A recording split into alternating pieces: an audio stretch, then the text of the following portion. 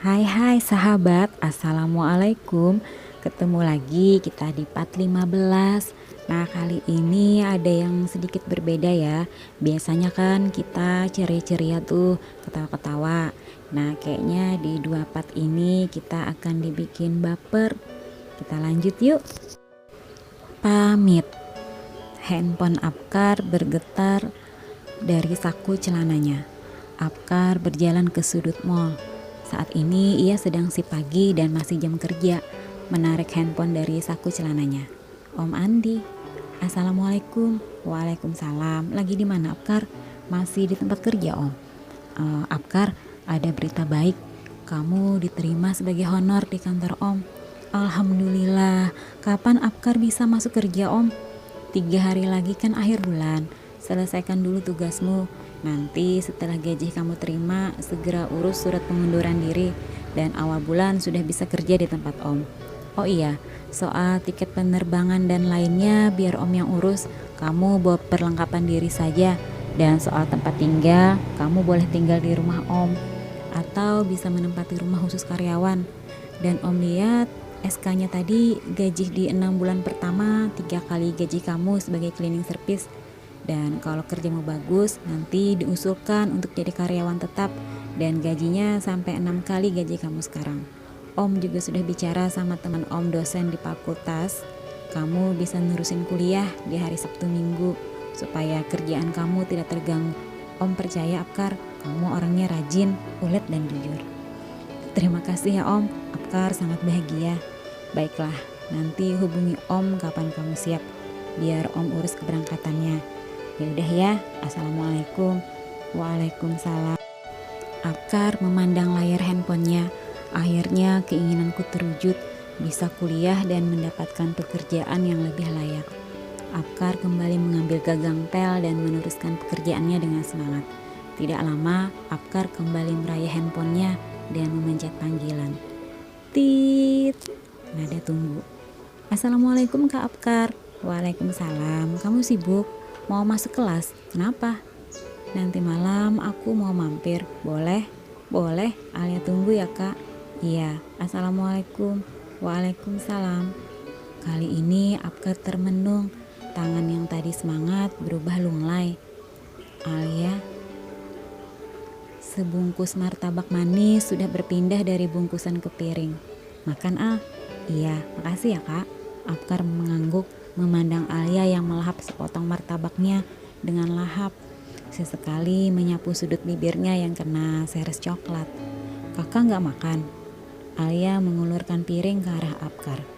Aku kok kenyang lihat kamu Al. Kalau gitu saat kakak lagi gak punya duit, bisa panggilin Alia. Liatin Alia makan, kan bisa kenyang. Harusnya bukan begitu Al, kita makan sama-sama. Oh iya ya, kok Alia nggak nyampe pikiran ke sana? Hehe. Al, kita jalan yuk. Mau kemana Kak? Ke depan komplek ini aja, kan ada taman tuh. Kita jalan kaki. Ada yang mau aku omongin. Alia mengangguk. Alia ambil jaket dulu ya Kak. Alia naik ke atas. Tidak sampai semenit, Alia sudah berlari menuruni tangga. Mereka melangkahkan kaki ke taman di depan kompleks. Hanya berjarak 300 meter, mereka sudah sampai. Tidak banyak pengunjung, terlihat beberapa pemuda sedang berlari mengitari taman buat berolahraga. Ada 2 pasang muda-mudi yang sedang menikmati jagung bakar. Dan ada beberapa anak kecil laki-laki yang sedang bercengkrama di ayunan dan masih memakai sarung dan peci. Ini kan baru habis Isya. Mereka pulang dari surau dan langsung belajar mengaji. Sebelum pulang, mereka bermain-main dulu di sini. Ada bangku Al, kita duduk di situ yuk. Berdua melangkah ke arah bangku yang ditunjuk Apkar. Al, aku mau ngomong. Alia deg-degan lagi. Apa mau nyatain cinta ya? Aku mau pamit Al.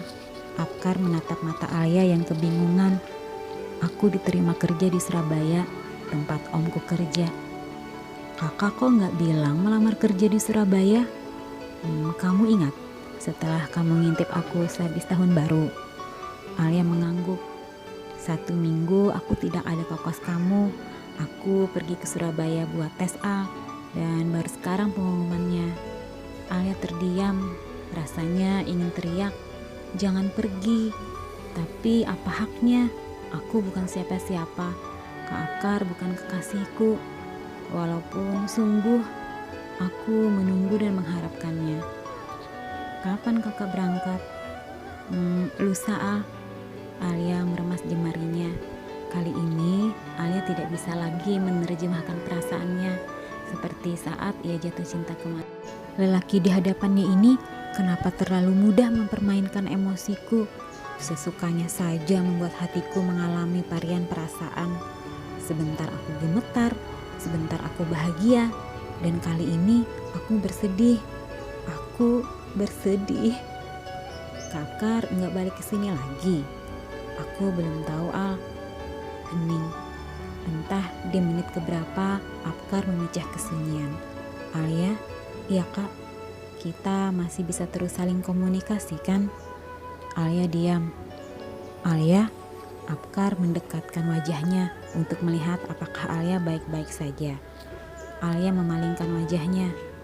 Alia, kalau tidak boleh, tidak apa-apa.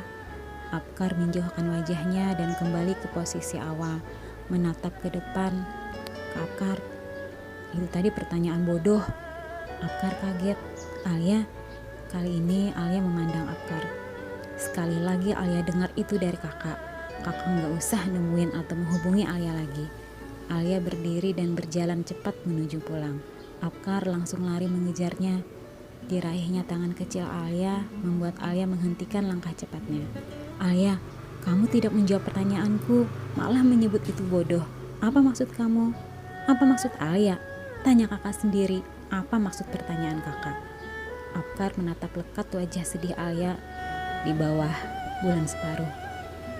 Kamu maunya aku bagaimana, Alia? Alia tertunduk, tidak berani menatap mata Apkar. Kakak memang lebih baik pergi. Alia baik-baik saja. Kita pulang, Kak. Apkar menatap langit kamar. Alia bahkan tidak memberinya waktu untuk mengobrol sedikit saja. Alia langsung naik ke atas sesaat setelah mereka sampai di kos dengan alasan sudah mengantuk. Diraihnya handphone, sudah jam 11 malam. Apakah Alia sudah tidur? Memandang layar handphone dan berkali-kali mengetik huruf demi huruf untuk dikirim kepada Alia. Akhirnya dihapus, mengetik lagi, dihapus lagi. Alia sudah tidur. Akhirnya dari panjangnya kalimat yang sudah dibuat, hanya kata ini yang terkirim. Checklist 2 berwarna biru. Apkar terus menanti jawaban. 1 jam, 2 jam, sampai akhirnya Apkar tertidur dengan handphone masih di dalam genggaman. Terjaga jam 3, melihat layar handphone masih saja tidak ada jawaban. Akhirnya Apkar mengambil air wudhu dan salat tahajud. Di bagian yang lain, Alia meneteskan air matanya. Aku baru saja menghentikan pencarian. Ketika kutemukan dirimu, malah kau memberi dinding batasan. Aku yang mengokohkan kaki untuk kita bisa berjalan dengan waktu bersamaan. Kenapa kau lumpuhkan? Aku yang bernaung di teduh matamu, tapi kau butakan. Dan bunga ini baru berpucuk, sudah kamu petik dan lemparkan. Aku tahu yang jatuh hati itu aku, bukan kamu. Aku sadar yang mencuri perhatian itu aku, bukan kamu. Yang terkadang memahaminya, tapi berpura-pura tidak tahu. Aku sudah cukup bahagia mengetahui aku jatuh cinta padamu, walau kamu tetap saja berlaku tidak tahu. Aku yang mendoakan ini akan terus baik dipertemukan atau tidak nantinya. Enak saja kamu pamit. Tidak bisakah sebentar membereskan perasaanku yang sudah kacau balau ini? Dengarkan hai seseorang, aku dan cintaku yang diam-diam bertahan untuk menunggu kamu ungkapkan. Kamu malah menyapa dengan kata pamit. Alia tertidur tanpa berani membalas chat Apkar. Aku tidak sekokoh itu untuk bisa bicara sekarang. Biarkan semesta memberiku kekuatan.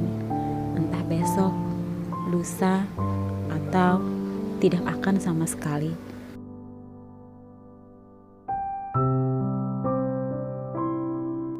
Bersambung ke part 16.